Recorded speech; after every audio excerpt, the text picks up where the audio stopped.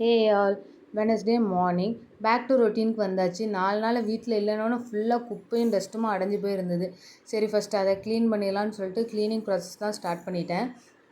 Afternoon night இது எல்லாத்தையும் முடிக்கிறதுக்கு க்ளீன் பண்ணிவிட்டு அப்புறம் கிச்சனையும் கையோட க்ளீன் பண்ணிட்டேன். பாத்திரம் கொஞ்சம் கிடந்தது, அதையும் கழுவிட்டு ஸ்டவ் எல்லாத்தையும் துடைச்சிட்டு கிச்சனையும் க்ளீன் பண்ணிட்டு காய்கறி எதுவுமே இல்லை, வெங்காயம் தக்காளி மட்டும்தான் இருந்தது. அதை வச்சு மீன் குழம்பு வச்சிடலான்ட்டு மீனும் ப்ரான் ஃப்ரையும் தான் வாங்கியிருந்தேன்.